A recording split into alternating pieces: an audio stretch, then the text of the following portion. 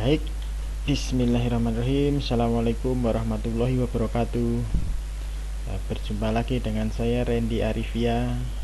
Kali ini kita akan sama-sama belajar dan sharing ya tentang masalah keselamatan dan kesehatan kerja atau K3 dan hal-hal dasar mengenai tentang itu ya, khususnya pengenalan dan penerapan dasar K3 di tempat kerja. Materi ini diambil dari website Sistem Manajemen Keselamatan Kerja.blogspot.co.id/2013/10/materi/dasar-dasar K3 keselamatan kerja. Oke teman-teman, kita lanjut ke slide selanjutnya.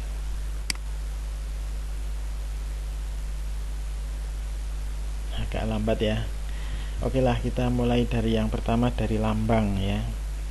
Lambang K3 di Indonesia itu seperti ini. Ini bentuk lambang ya, berupa palang berwarna hijau dengan roda bergerigi 11 dengan warna dasar putih.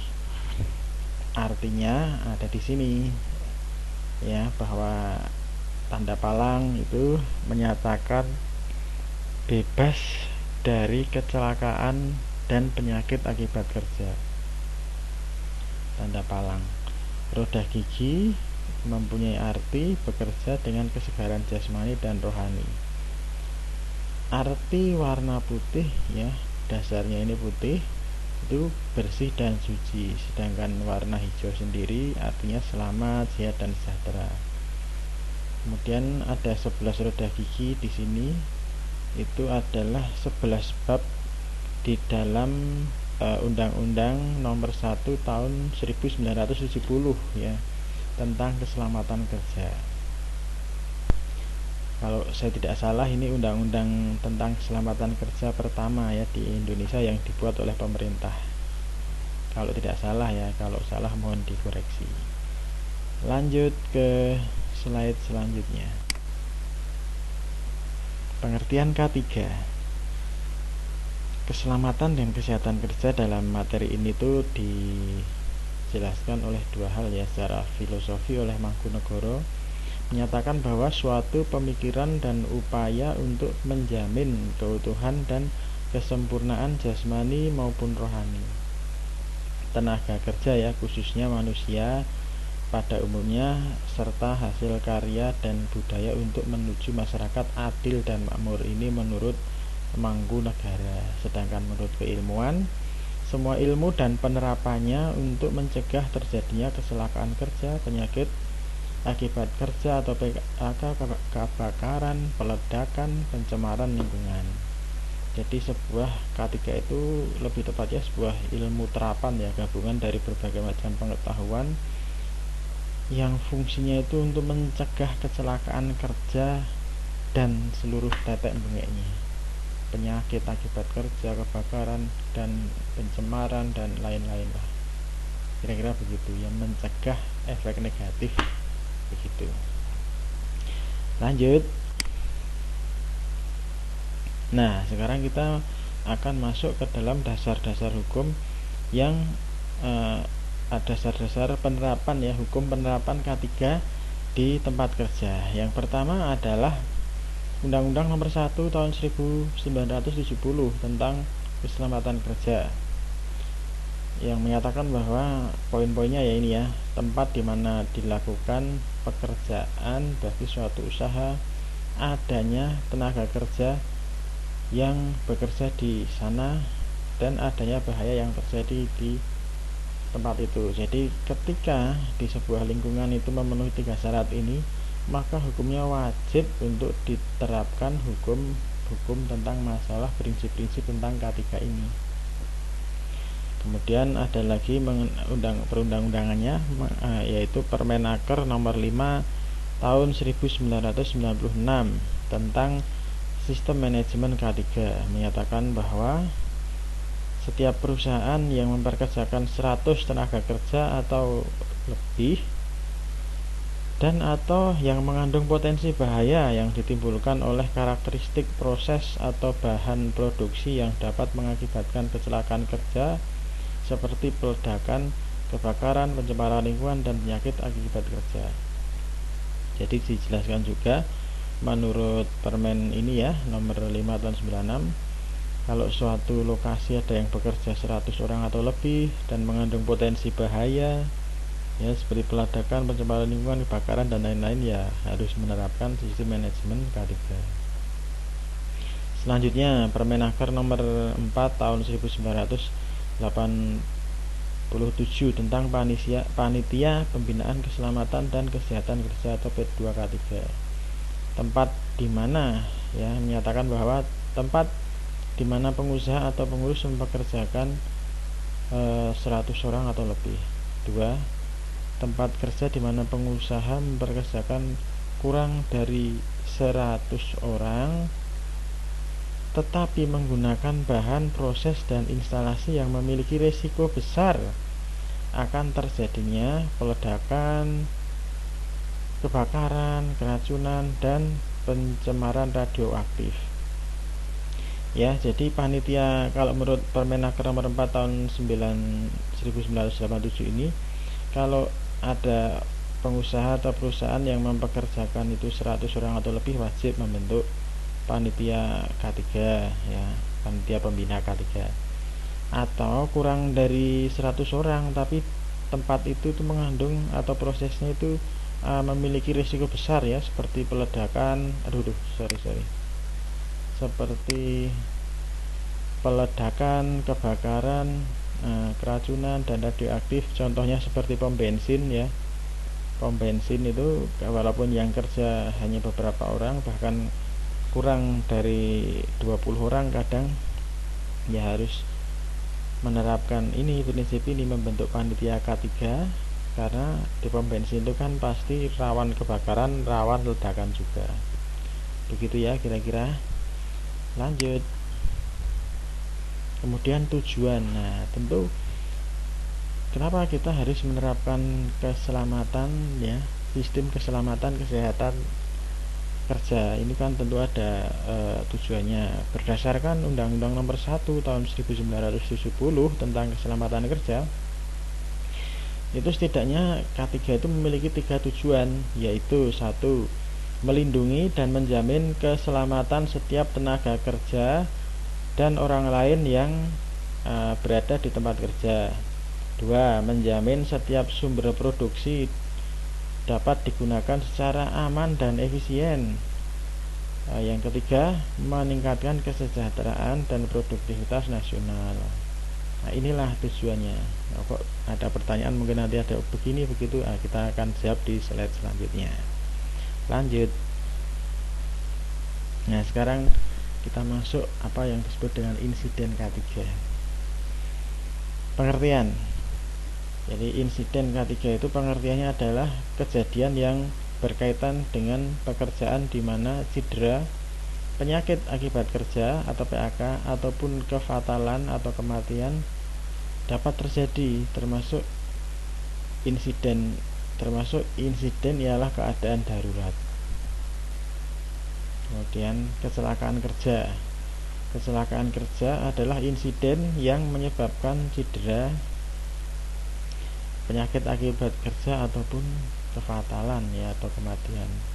Sedangkan nirmis, insiden yang tidak menyebabkan cedera, penyakit akibat kerja ataupun kefatalan. Jadi nirmis ini hampir terjadi, hampir saja, tapi tidak terjadi begitu. Sedangkan yang dinamakan kecelakaan kerja ya sudah pasti terjadi. Kalau insiden itu ya kejadian ya yang berkaitan tentang hal itu tadi, apakah cedera, apakah akibat penyakit akibat kerja, kefatalan, termasuk keadaan darurat ya, itu insiden. Kebakaran seperti itu insiden. Lanjut slide selanjutnya. Piramida kecelakaan kerja. Nah, ini sebuah teorema yang sangat dihormati lah di dalam masyarakat K3 itu, sebuah piramida susunan terjadinya sebuah kecelakaan. Jadi di sini dijelaskan bahwa dalam setiap 600 nirmis atau kejadian hampir celaka itu pasti akan menghasilkan 30 insiden yang menimbulkan kerusakan alat atau bahan sebelumnya ya. Jadi kalau ada kita temui data kecelakaan itu ada 600 nirmis, itu kemungkinan besar ada 30 insiden yang menimbulkan kerusakan ya. Nah, dari 30 insiden yang menimbulkan kerusakan alat atau bahan ini kemungkinan besar pasti akan menimbulkan 10 kecelakaan ringan. Dari 10 kecelakaan ringan ini pasti salah satunya ada yang terjadi sebuah insiden fatality atau kematian. Jadi bisa kita baca dari bawah atau dari atas bahwa sebuah fatality itu tidak serta-merta ya, pasti dia didukung dengan berbagai macam jenis kecelakaan yang banyak sebelumnya. Jadi sebelum terjadi fatality itu atau kejadian yang fatal, pasti di bawah-bawahnya sebelumnya telah terjadi insiden-insiden yang mungkin tidak bisa di counter, tidak bisa diselesaikan begitu, sehingga akhirnya terjadi sebuah kecelakaan yang fatal.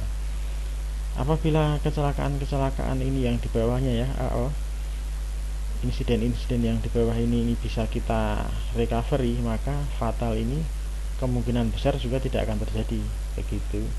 Jir, di copy kah? Oke, kalau di copy kita lanjut ke slide selanjutnya. Nah, sekarang kita masuk ke yang namanya penyebab kecelakaan kerja. Ini teori ini diambil dari teori domino ya, oleh H.W. Heinrich.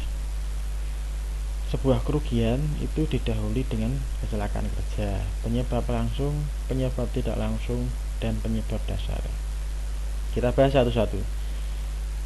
Dari kerugian ya, kerugian itu misalnya manusia cedera, keracunan, cacat, kematian, penyakit akibat kerja, atau juga kerusakan mesin, kerusakan alat atau material yang tercemar, rusak, produk gagal, atau lingkungan yang tercemar, rusak, dan lain-lain. Itu karena disebabkan oleh sebuah kecelakaan kerja. Kecelakaan kerja ini kemungkinannya ada dua, kontak dengan bahaya atau kegagalan fungsi ya. Ada bahaya ya, bersentuhan dengan bahaya, atau fungsinya tidak berjalan begitu. Seperti kalau kita naik mobil, kita menjalankan mobilnya itu di samping lereng gitu ya, di samping lereng. Nah itu kan lereng itu potensi untuk jatuh besar. Nah itu artinya berdekatan dengan bahaya, bisa jadi kontak dengan bahaya ya. Atau kegagalan fungsi ya, menjalankan mobil tapi lupa, ternyata tidak diperiksa remnya blong. Nah bisa juga terjadi kecelakaan. Nah ini yang menyebabkan. Nah kecelakaan kerja itu memiliki penyebab langsung, yaitu tindakan tidak aman dan kondisi tidak aman. Ini perlu kita lihat ya, harus setiap fungsi yang berjalan itu harus dalam tindakan yang aman dan dalam kondisi yang aman. Jika salah satu dari hal ini tidak terpenuhi, harus segera di stop dan diamankan begitu. Nah, penyebab tidak langsung itu juga bisa disokong oleh penyebab langsung, yaitu bisa disokong oleh penyebab tak langsung, yaitu faktor pekerjaan dan faktor pribadi. Nah ini banyak nanti bisa kita jelaskan lebih lanjut. Nah penyebab tidak langsung itu juga disebabkan oleh penyebab dasar, misalnya kekurangnya prosedur atau aturan ya. Seperti tadi contoh, tidak ada rambu dilarang mengendarai mobil terlalu dekat dengan tebing, misalnya kayak gitu. Atau kurangnya sarana prasarana, jalan yang terlalu sempit dengan tebing, atau kurangnya kesadaran, atau kurangnya kepatuhan. Nah ini ya penyebab dasar.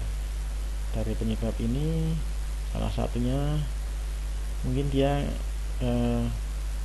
kurang kesadaran tentang lokasi itu karena ada faktor pribadi, sedang ada masalah di rumah. Nah, itu kan menjadi sebuah tindakan tidak aman. Nah, karena tindakan tidak aman, dia nyetirnya terlalu minggir, nah kontak dengan bahaya. Nah, itu sudah bahaya, sudah mendekati bahaya, ternyata terlalu pinggir lagi, akhirnya mobilnya terperosot. Nah, akhirnya jadilah sebuah kecelakaan. Misalnya kayak gitu, Pak, Bu. Oke, lanjut ya. Lanjut. Ini adalah sebuah diagram yang sangat fenomenal ya. Teori gunung es kecelakaan kerja. Jadi sebenarnya apabila sebuah terjadi kecelakaan, itu biaya yang muncul yang nampak itu seperti gunung es ya. Sedangkan biaya yang nampak itu ya seperti badan gunung es yang lebih besar sebenarnya. Biaya yang nampak itu hanya biaya langsung, sedangkan biaya yang tak nampak biaya tak langsung. Biaya langsung komponennya cuma dua ya, mungkin hanya pengobatan, perawatan, dan kompensasi. Sedangkan biaya tidak langsung itu sebenarnya kalau dihitung besar juga, seperti kerusakan bangunan, kerusakan alat mesin, kerugian produksi, kegagalan produksi, gangguan produksi terhenti, biaya administrasi, pengeluaran sarana prasarana, waktu untuk investigasi, pembayaran gaji, waktu yang hilang, biaya perekrutan, pelatihan, biaya lembur, biaya ekstra pengawas, waktu untuk administrasi, penurunan kemampuan tenaga kerja yang kembali karena cedera, kerugian bisnis dan nama baik. Nah, ini jelas sekali ya. Apabila terjadi kecelakaan misalnya di area pertambangan ya, ya mungkin mobil terperosot itu, orangnya cedera masuk rumah sakit, mungkin kecil kalau yang dilihat, oh mobilnya diperbaiki, orangnya ke rumah sakit berapa. Tapi ternyata kalau kita teliti lebih dalam, nah itu banyak itu seperti operasional yang terganggu ya, karena di situ terjadi TKP, kejadian perkara, maka harus dibarikade dulu, diinvestigasi dan lain-lain ya. Orang-orang yang ada di situ harus stop dulu pekerjaannya karena mengikuti investigasi, diperiksa dan lain-lain. Nah, ini tentu mengganggu produksi. Kira-kira begitu, Pak. Lanjut. Nah, sekarang yang sudah kita bahas tadi, tentu saja kita pengen mencegah ya kecelakaan kerja, insiden dan lain-lain itu pengen dicegah. Upaya pencegahan kecelakaan kerja. Nah, apa sih yang bisa kita lakukan? Yang pertama itu identifikasi dan pengendalian bahaya di tempat kerja, yaitu dengan pemantauan kondisi tidak aman dan pemantauan tindakan tidak aman. Apabila menemui kondisi tidak aman atau tindakan tidak aman, itu harus di stop, harus diluruskan, dikembalikan ke dalam kondisi yang aman dan dikembalikan pada kondisi tidak aman. Itulah kenapa di banyak perusahaan besar dia akan membuat departemen khusus yang mempekerjakan banyak safety officer ya, safety supervisor untuk menangani hal-hal ini. Kemudian pembinaan dan pengawasan ya, seperti pelatihan dan pendidikan, konseling, konsultasi, pengembangan sumber daya. Ini kalau di industri mineral, pertambangan, minyak dan gas ini sudah terbina ya. Seperti kita mau masuk ke dalam lingkungan pertambangan atau lapangan minyak harus melewati sesi safety induction, dijelaskan bagaimana aturan yang berlaku, di mana saja tempat-tempat yang berbahaya, kompetensi apa saja yang harus dimiliki. Nah, ini dijelaskan kalau di industri yang seperti itu tadi, yang pertambangan, minyak dan gas itu. Nah, kemudian upaya yang ketiga yaitu membuat sistem manajemen ya, membuat aturan-aturan, membuat prosedur, menyediakan ya infrastrukturnya, sarana prasarana, dan yang terutama juga harus ada penghargaan bagi yang berhasil melaksanakan K3 dan ada sanksi yang melanggar ya, tidak berhasil atau malah bahkan melanggar K3 itu harus diberi sanksi. Nah, inilah upaya-upaya untuk melakukan pencegahan kecelakaan kerja. Lanjut. Bahaya K3. Pengertian: semua sumber atau situasi ataupun aktivitas yang berpotensi menimbulkan cedera dan penyakit akibat kerja itu disebut bahaya K3 ya. Itu disebut bahaya K3, semua yang berpotensi menimbulkan cedera atau penyakit. Kemudian sumbernya itu ada 5 paling enggak ya, ada manusia, mesin, material atau metodenya, atau lingkungannya. Secara jenis ada 2 ya, tindakannya, dari apakah bahaya ini berasal dari tindakannya atau berasal dari kondisinya. Nah, secara faktor bisa digolongkan menjadi 5 ya. Faktor biologi, biological hazard, faktor kimia, faktor fisik atau mekanik, kemudian faktor biomekanik, kemudian faktor psikologis atau sosial juga ya. Ini contohnya seperti ini.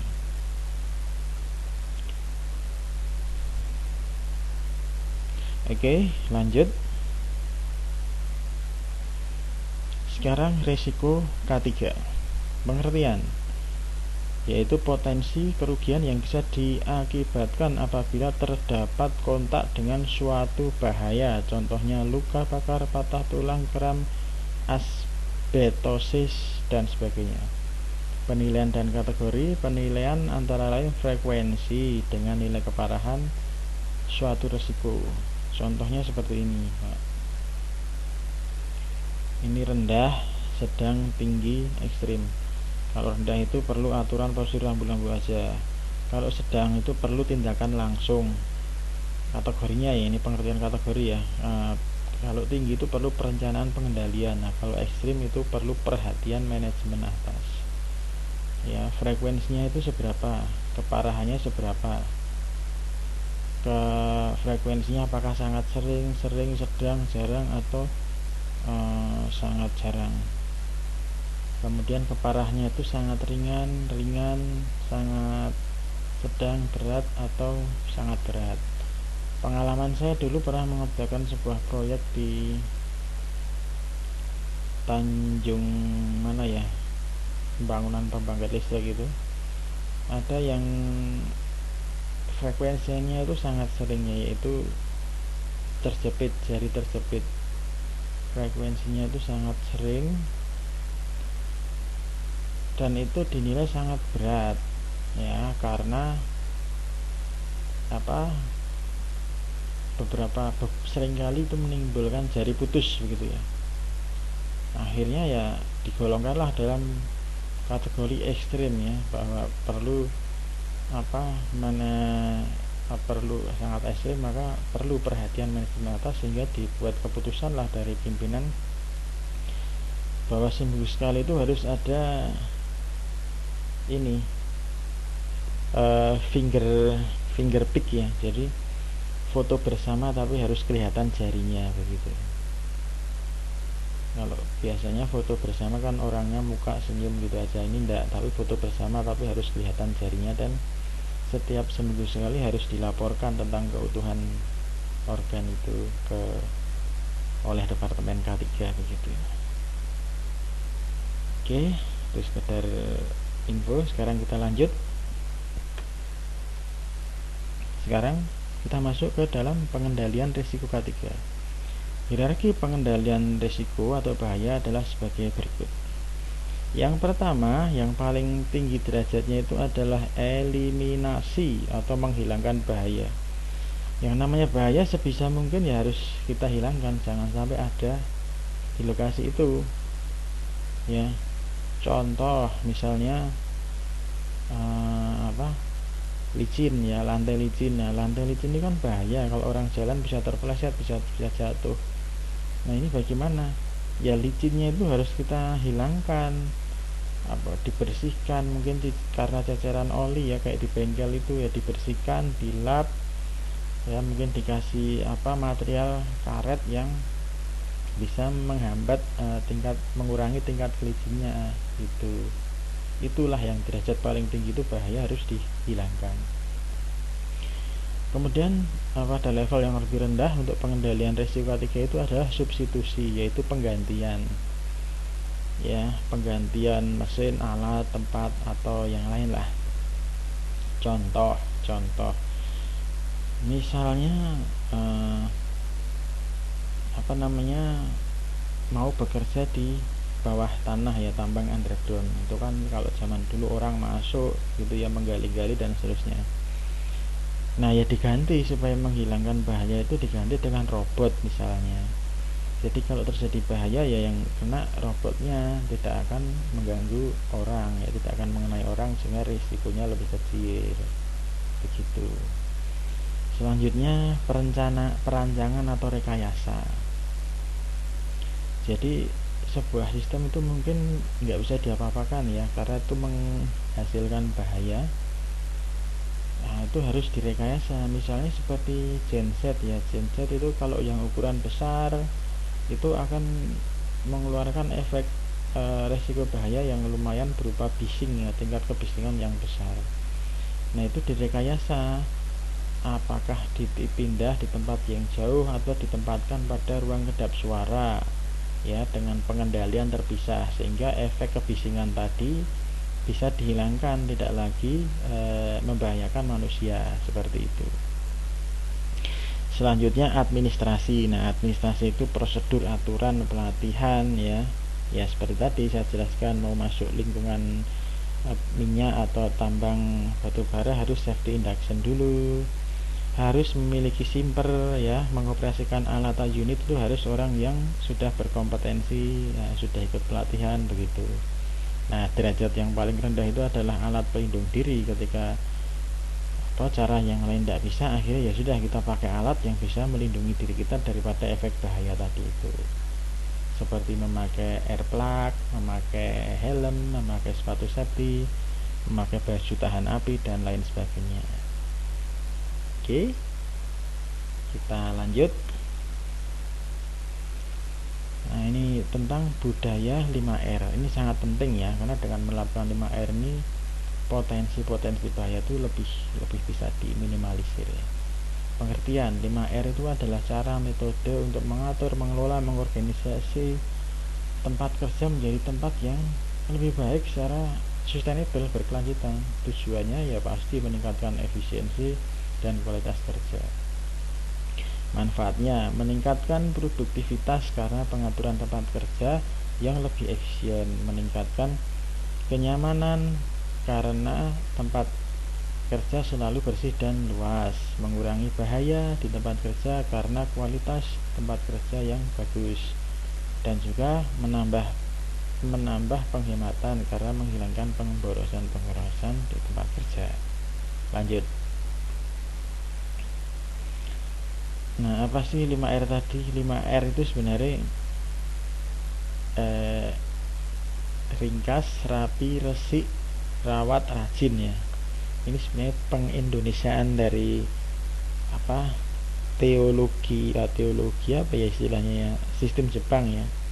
5S, Seiri, Seiton, Shiketsu, Setsuke ya, dan satu lagi saya lupa. Nah, ini di Indonesia kan, jadi kita lebih paham bahwa sistem itu harus sistem kerja kita itu harus ringkas, harus rapi, harus resik ya, bersih, harus terawat, harus rajin juga. Nah, begitu. Ringkas itu misalnya memilih barang yang diperlukan dan yang tidak diperlukan. Jadi ya kalau kita ke bengkel, kemana, ke lapangan, jangan asal bawa barang, tapi benar-benar barang-barang yang perlu kita pakai saja gitu.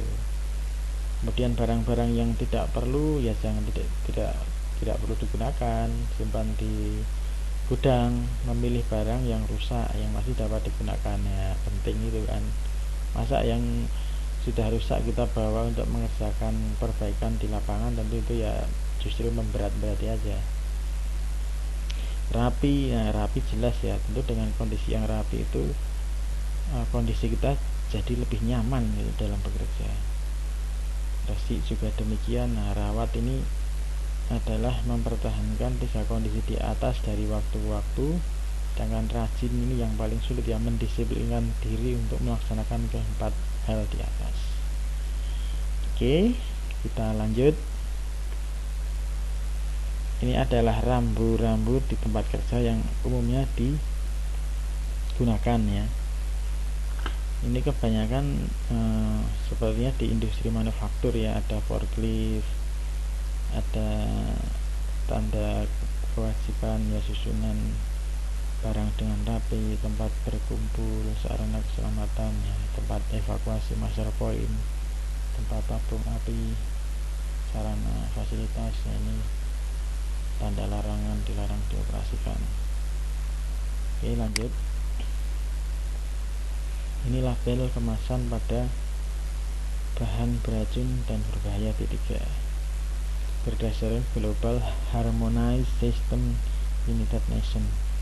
Jadi bahan berbahaya beracun itu harus diberi simbol tanda-tanda supaya apa? Mudah dikenali dan tidak menjadikan miskomunikasi, penempatan yang benar, dan tidak ada misaction dalam salah perlakuan dalam memperlakukan material-material itu. Jangan sampai nanti barang yang mudah terbakar ditempatkan di tempat-tempat yang panas ya, dekat genset, dekat apa gitu, tungku perapian, itu kan berbahaya. Maka harus diberi tanda dan yang lain-lain. Dan ini harus dikomunikasikan, tanda ini jangan tidak peduli ya dengan tanda-tanda seperti ini sebagai tim K3 atau orang yang bekerja di lingkungan high risk begitu. Lanjut. Nah, ini label transportasi bahan beracun dan berbahaya K3. Ini berdasarkan DOT ya, Department of Transportation United Nations Amerika. Bahan-bahan berbahaya yang akan ditransportasikan ini harus diberi simbol-simbol ya, supaya memberikan aware ya, kewaspadaan bagi yang membawa maupun orang-orang yang ada di sekitarnya. Kalau kita ada tulisannya misalnya gas mudah menyala, mudah meledak di sebuah mobil tangki, ya tentu orang yang bekerja di samping sini ya, bukan bekerja mungkin, yang melintas di sini ya jangan merokok, jangan menyalakan api. Nah, dia lebih waspada begitu. Lanjut. Nah, ini untuk pelabelan warna pipa ya. Ini biasanya hanya digunakan di industri yang material fluidanya bagian dari produksi ya, seperti water treatment, pengolahan air, atau di pembangkit listrik ya, PLTU, uap, atau terutama juga di migas, pasti dia menggunakan ini, simbol-simbol ini untuk menyatakan kondisi pipa itu bagaimana begitu ya. Apakah dia pipa ini dilalui bahan beracun, korosif, atau gas bertekanan, dan lain-lain. Lanjut. Kemudian tanda dan makna papan informasi di tempat kerja itu perlu juga informasi tentang apa yang harus dilakukan di situ ya. Misalnya petunjuk K3, informasi umum, informasi bahaya, dan lain-lain. Jadi harus benar-benar informatif ya di dalam lingkungan industri itu. Oh, di sini dilarang begini, oh di sini harus begitu. Ya, wajib menggunakan kacamata misalnya, wajib menggunakan air plug, atau dilarang lewat sini dan lain-lain. Nah, itu harus jelas tanda-tandanya di sana. Supaya tadi tidak misaction tadi. Lanjut. Ini tanda warna label di tempat kerja. Oke, kita lanjut. Nah, ini contoh dokumentasi penerapan 5R tadi ya. Nah, ini ditata sedemikian rupa rapi sehingga orang bekerja itu nyaman gitu ya, asik dengan tempat kerjanya rapi, bersih.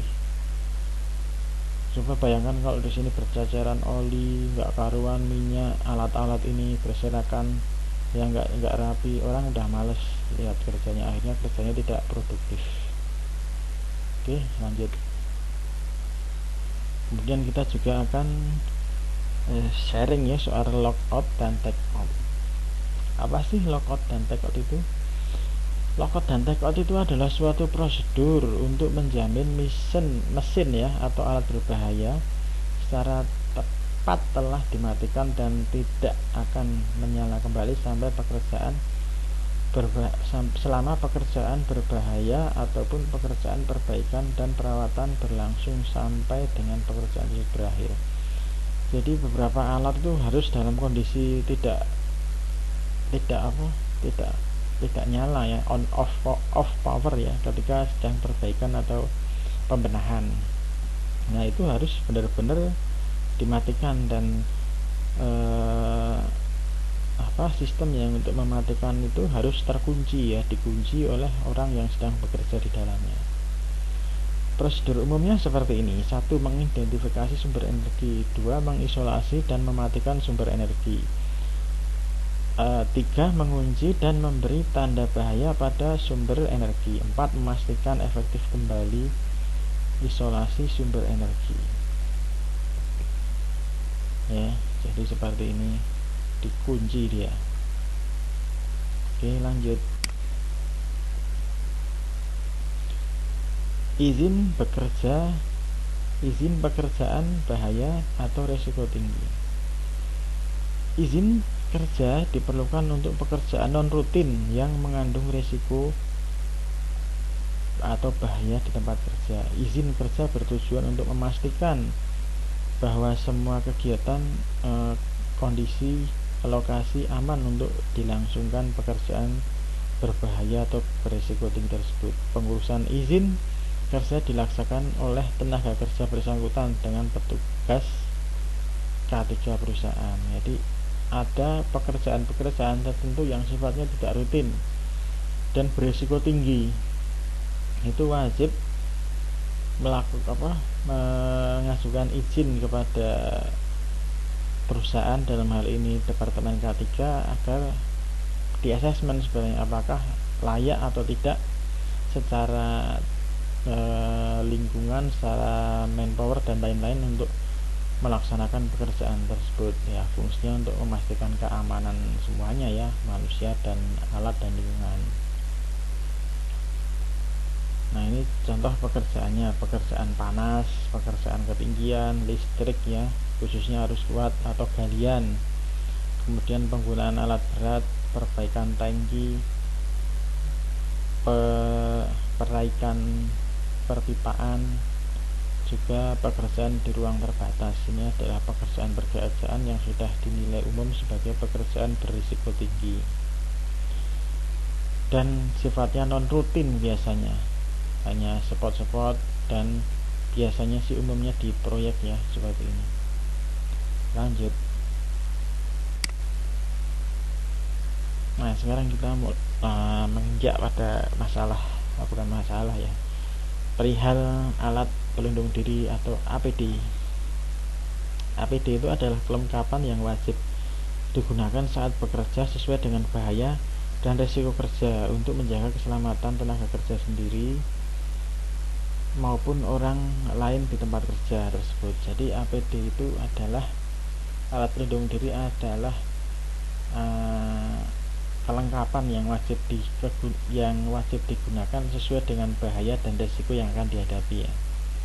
Jadi kalau memang di lingkungan itu tidak berisiko terhadap jatuhan benda dari atas, ya sebenarnya nggak wajib pakai pelindung kepala.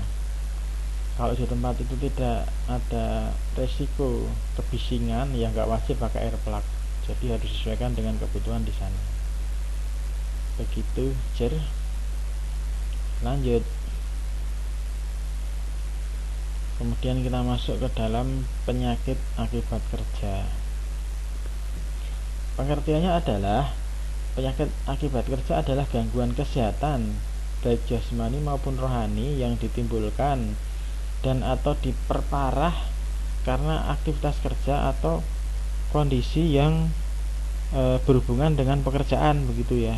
Contohnya seperti antraks, silikosis, asbestosis, low back pain, white finger syndrome, dan sebagainya. Penyebabnya bisa banyak, ya, seperti biologi, bakteri, virus, jamur, binatang, tanaman, atau kimia, bahan B3 atau fisika, tekanan, suhu, ya, kebisingan, cahaya, biomekanik, postur, gerakan berulang-ulang, pengangkutan manual, atau mungkin bahkan psikologi, ya, stres dan sebagainya.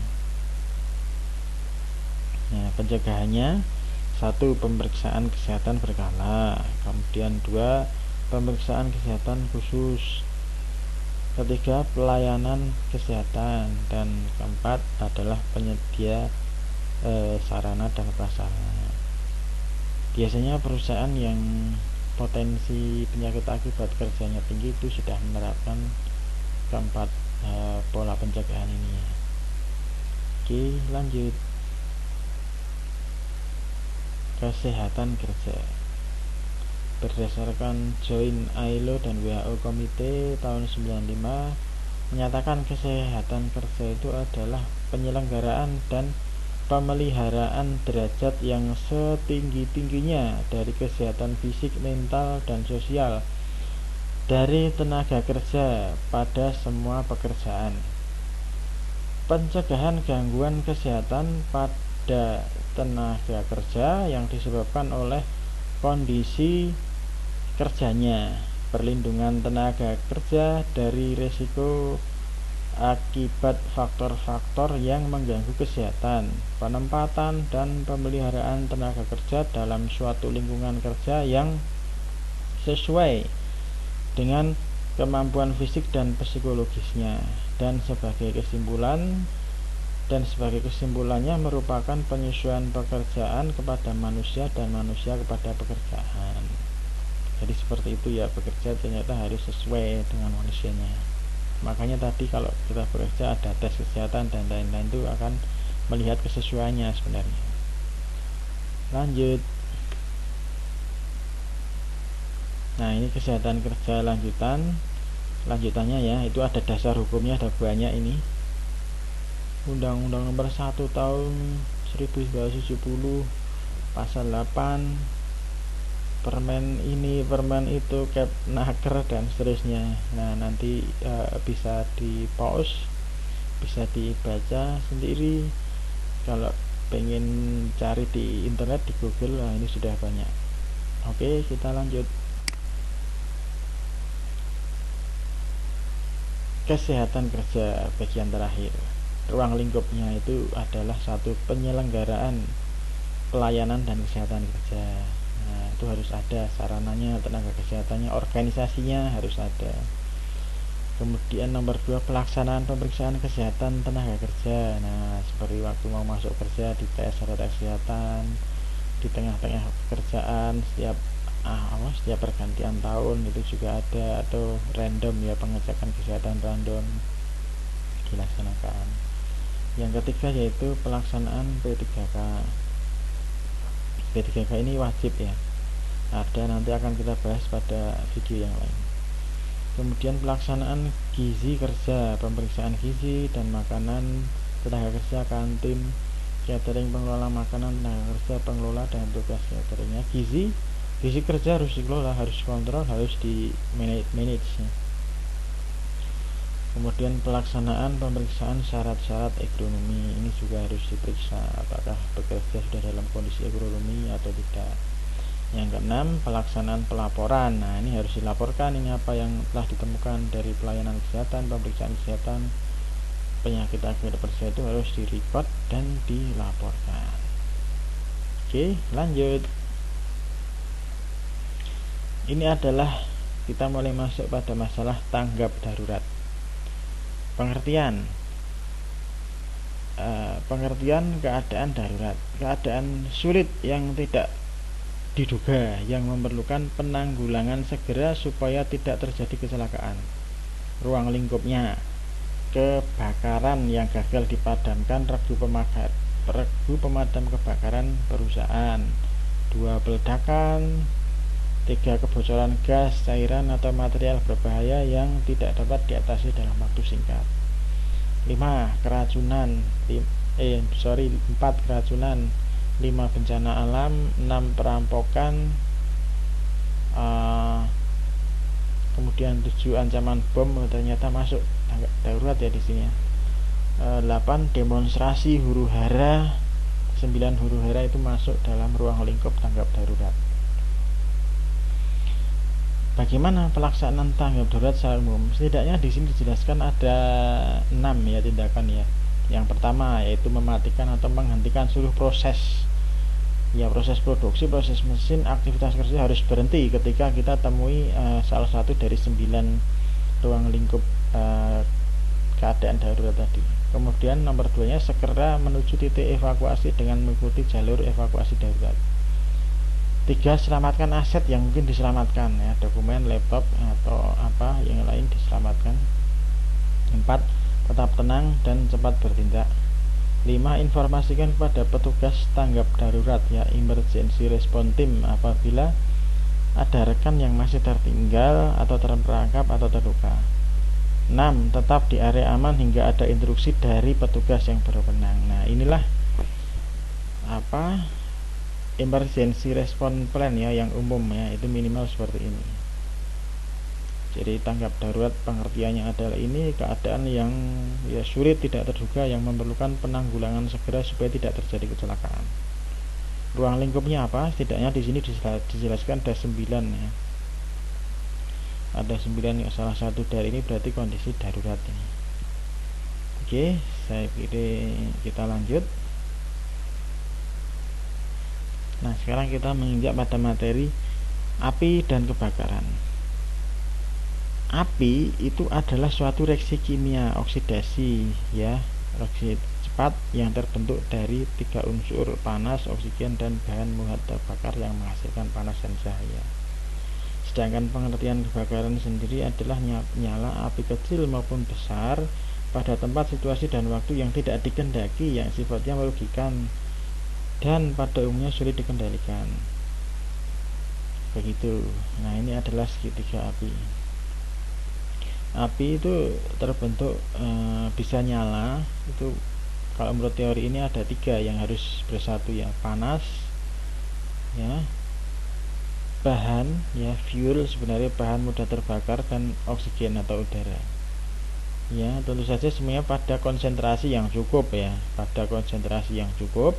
Apabila bersatu maka akan menimbulkan api. Oke, lanjut. Tahap-tahap kebakaran. Nah, tahap-tahap kebakaran itu ada 4 fase ya, 4 fase. Yang pertama muncul, tumbuh, puncak, padam, reda atau padam. Grafik ini menjelaskan bagaimana api itu mulai tumbuh dengan cepat ya, tumbuh, dan dia akan surut atau reda secara perlahan. Ini karakteristiknya api seperti ini. Tadi muncul dengan adanya 3 reaksi tadi, 3 reaksi 3 unsur tadi. Padam dengan sendirinya apabila tidak dapat mencapai tahap selanjutnya. Kemudian 3, menentukan tindakan pemadaman atau penyelamatan diri. Ini ya harus kita lakukan ya. Kemudian tumbuh api itu pada tahap ini dia mulai membakar ya, bahan-bahan yang mudah terbakar sehingga meningkatkan panas atau kalorinya. Dapat terjadi flashover atau ikut menyalanya bahan mudah terbakar lain di sekitar api tersebut. Jadi bahan material yang lain itu bisa ikut terbakar jika tidak segera dikendalikan. Kemudian ketiganya berpotensi menimbulkan korban terjebak, terluka, kematian bagi petugas pemadam. Pada fase ini sudah mulai fase yang berisiko tinggi saya rasa ya.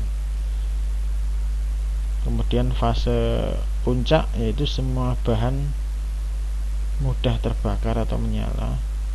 Nyala api paling panas dan paling berbahaya bagi siapa saja yang terperangkap di dalamnya. Ini paling bahaya nih. Jadi artinya apabila dia itu sudah membakar dari sebagian besar potensi bahan bakar yang ada di situ, itulah puncaknya. Nah, ini ya kerugiannya yang paling besar ini. Nah, kemudian fase yang terakhir, fase reda atau padam. Tahap kebakaran yang memakan waktu paling lama. Dia akan pelan-pelan dia tuh. Kalau nggak dipadamkan ya pelan-pelan menunggu bahan bakarnya itu habis sendiri. 2. Penurunan kadar O2 atau bahan mudah terbakar secara signifikan yang menyebabkan padamnya api. 3. Terdapatnya bahan mudah terbakar yang belum menyala berpotensi menimbulkan nyala api dulu. Yang keempat, berpotensi menimbulkan backdraft atau ledakan yang terjadi akibat masuknya pasokan O2 secara tiba-tiba dari kebakaran ruang tertutup yang dibuka saat kebakaran berlangsung. Jadi kesimpulannya dari tahap-tahap ini, pada fase muncul ini harus secepat mungkin kita kendalikan, kita padamkan. Kalau sudah dia masuk fase tumbuh ini sudah bahaya besar ya saya kira. Jadi memang harus responnya cepat ketika menghadapi sebuah reaksi api begitu. Saya kira cukup pada saat ini, kita lanjut. Nah, ini adalah kita masuk pada metode pemadaman api, yaitu metode pertama pendinginan, metode kedua isolasi, metode ketiga dilusi, pemisahan, dan pemutusan. Apa itu pendinginan? Yaitu menghilangkan unsur panasnya menggunakan media bahan dasar air. Isolasi, menutup permukaan benda yang terbakar dengan unsur O2 yang O2 menyalakan api. Yang menutup permukaan benda yang terbakar untuk menghalangi unsur oksigen yang menyalakan api, ya seperti kalau kompor terbakar itu ditutup dengan kain basah begitu, atau menggunakan media serbuk apapun ataupun busa. Dilusi ini adalah meniupkan gas inert untuk menghalangi O2 yang menyalakan api, atau menggunakan media CO2, itu hampir mirip isolasi ya. Kemudian pemisahan, memisahkan bahan bakar dari sumber api, memindahkan bahan-bahan sudah terbakar jauh dari jangkauan api ya, sebisa mungkin bahan-bahan yang mudah terbakar kita singkirkan dari sumber api itu begitu. Kemudian pemutusan, yaitu memutuskan rantai reaksi api dengan menggunakan bahan tertentu untuk mengikat radikal bebas pemicu rantai reaksi api, dan atau menggunakan bahan dasar halon ya. Penggunaan halon sekarang dilarang karena menimbulkan efek rumah kaca. Oke, ya setidaknya kita tahu lah ya, metode pemadamannya ada 5 ini. Walaupun yang paling umum nomor 1 ini pendinginan. Lanjut, klasifikasi kebakaran.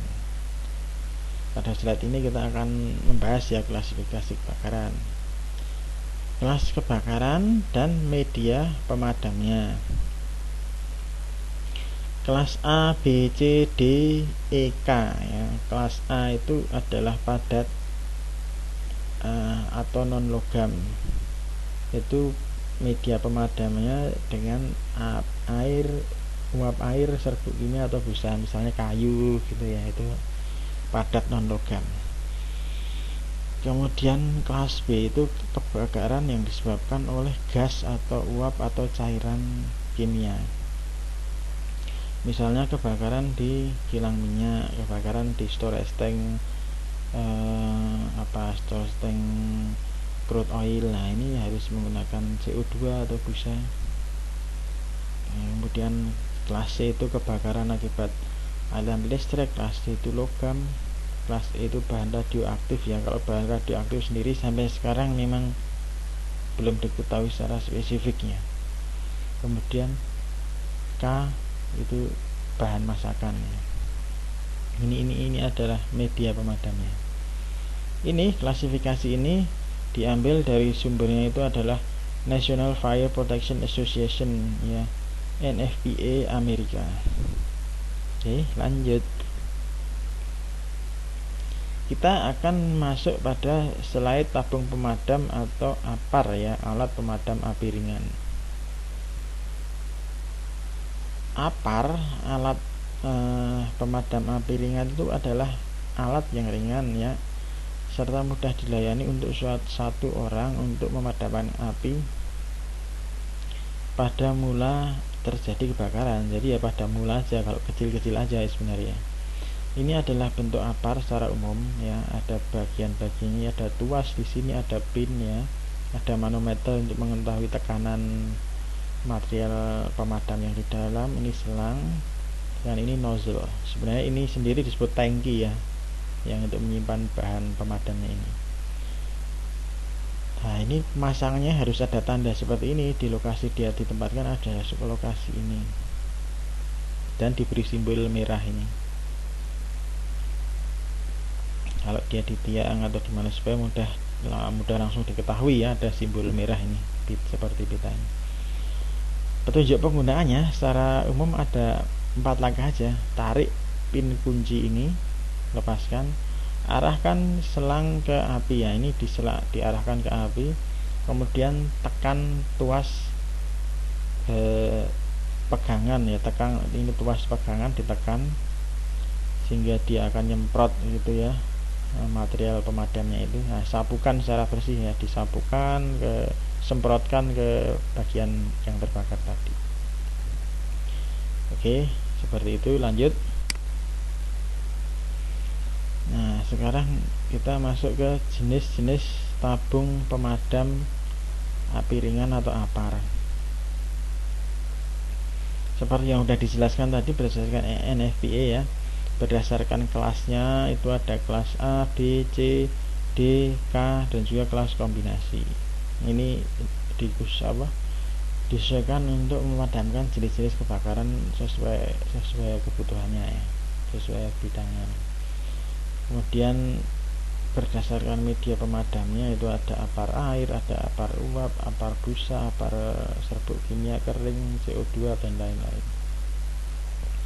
Kemudian kalau berdasarkan konstruksinya itu ada APAR kartu gas, menggunakan tabung gas bertekanan dipasang di luar tabung untuk mengeluarkan isi tabung APAR. Dan APAR tekanan tetap, yaitu gas bertekanan untuk mengeluarkan isi APAR dijadikan satu dengan tabung APAR. Berdasarkan penempatannya itu ada yang sistem gantung seperti ini, ada yang APAR troli ya, yang besar itu biasanya ya lebih besar lah ukurannya, mungkin 90 kilo ini. Nah, berdasarkan kapasitas itu ada 0,6 sampai 90 kilo. Ini biasanya kalau lebih dari 10 kilo ya, mungkin 15 kilo itu pakai yang troli tadi. Lanjut, ini adalah hidran ya, formasi penggunaan hidran seperti ini. Perlengkapan hidran seperti ini, ada pilar hidran, ada nozzle. Hidran ini digunakan untuk mengatasi kebakaran besar dengan sistem serupa keran air dengan tekanan air yang tinggi ya. Penggunaan hidran sebagai pemadam kebakaran harus memastikan bahwa aliran listrik dimatikan supaya tidak membahayakan petugas pemadam kebakaran. Jadi kalau kebakaran skala besar ya mau pakai hidran untuk memadamkan ya listriknya harus dipastikan mati begitu. Lanjut. Nah, ini di sini ada kewajiban pengusaha atau pengurus ya. Kewajiban pengusaha atau pengurus setidaknya menurut Undang-Undang Nomor 1 Tahun 1970 tentang Keselamatan dan Kesehatan Kerja pasal 14 itu ada 3, yaitu menulis dan memasang semua syarat keselamatan kerja yang diwajibkan pada tempat kerja yang mudah dilihat dan terbaca menurut petunjuk pengawas atau ahli K3 di tempat kerja yang dipimpinnya. Kedua, memasang semua gambar keselamatan kerja yang diwajibkan dan semua bahan pembinaan lainnya pada tempat-tempat yang mudah dilihat dan terbaca menurut petunjuk pegawai pengawas atau ahli K3 di tempat kerja yang dipimpinnya. Ketiga, menyediakan APD alat pelindung diri yang diwajibkan pada tenaga kerja yang dipimpin maupun orang lain yang masuki tempat kerja, disertai petunjuk-petunjuk yang diperlukan menurut pegawai pengawas atau ahli K3 di tempat kerja yang dipimpinnya. Setidaknya ada 3 ini ya, kewajiban pengusaha. Menurut UU Nomor 1 Tahun 1970 tentang K3 pasal 14. Lanjut. Nah, sekarang kita kewajiban tenaga kerja. Tadi kalau pengusaha ya punya kewajiban, tenaga kerja juga punya kewajiban sesuai dengan UU Nomor 1 Tahun 1970 tentang K3 pasal 12, yaitu 1. Memberi keterangan yang benar apabila dimintai pegawai pengawas atau keselamatan kerja ya. 2. Menggunakan APD yang diwajibkan. 3. Memenuhi dan menaati semua syarat-syarat K3 yang diwajibkan. meminta pada pengurus agar dilaksanakan semua syarat-syarat K3 yang diwajibkan. Kemudian 5, menyatakan keberatan kerja di mana syarat K3 dan APD yang diwajibkan diragukan olehnya kecuali dalam hal khusus ditentukan lain oleh pegawai pengawas dalam batas yang dapat dipertanggungjawabkan. Inilah 5 kewajiban tenaga kerja terhadap K3, keselamatan dan kesehatan kerja. Jadi ini kewajiban jangan dilanggar. Kalau dilanggar ya tentu perusahaan atau pengusaha boleh memberi sanksi. Begitu, Jer. Lanjut. Syarat dasar K3. Berdasarkan Undang-Undang Nomor 1 Tahun 70 tentang K3 ya, pasal 3 itu syarat K3 paling enggak ada 9 tuh. Yang satu itu harus mencegah mengurangi keselamatan kerja. 2, mencegah mengurangi dan memadamkan kebakaran. 3, mencegah dan mengurangi bahaya peledakan. 4, memberi jalur evakuasi pada keadaan darurat. 5, memberi P3K. 6, memberi APD pada tenaga kerja. 7, mencegah dan mengendalikan timbulnya penyebaran suhu, kelembaban, debu, kotoran, asap, uap, gas, radiasi, kebisingan, dan getaran. 8, mencegah dan mengendalikan penyakit akibat kerja dan keracunan. 9, penerangan yang cukup dan sesuai. Nah, inilah syarat dasar K3 berdasarkan UU Nomor 1 Tahun 1970 ya, pasal 3. Ya, kalau Anda menemukan ada yang belum lengkap di sini, mesti di tempat kerja Anda, ya bisa diusulkan pada perusahaan atau pengawas K3.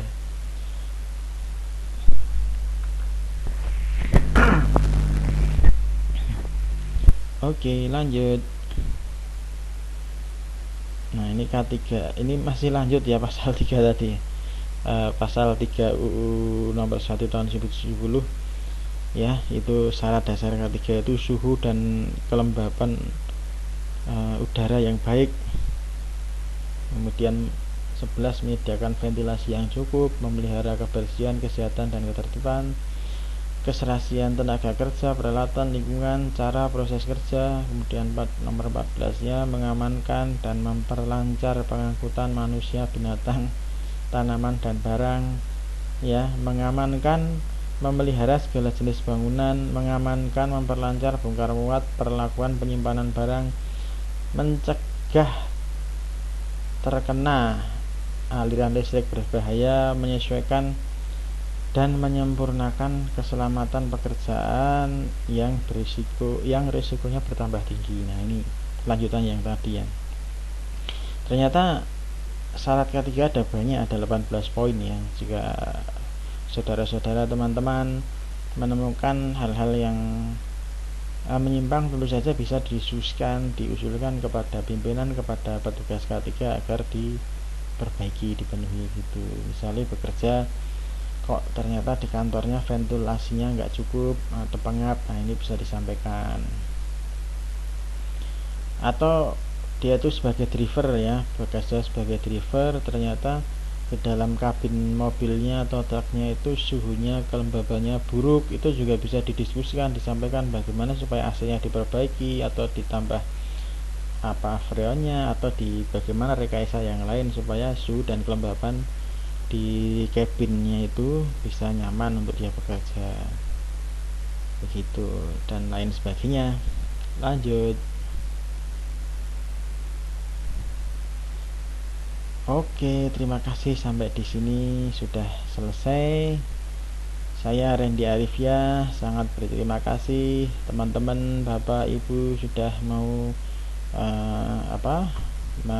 belajar bersama saya. Apabila ada hal yang dirasa keliru bisa disampaikan ke saya. Apabila ada yang ditanyakan bisa dikomen di bawah. Kemudian nanti link daripada materi ini akan saya sampaikan pada kolom deskripsi. Saya kira cukup untuk video kali ini. Terima kasih. Selalu utamakan keselamatan dan kesehatan kerja, selalu ingat pada keluarga, selalu bekerja dengan baik. Terima kasih. Assalamualaikum warahmatullahi wabarakatuh.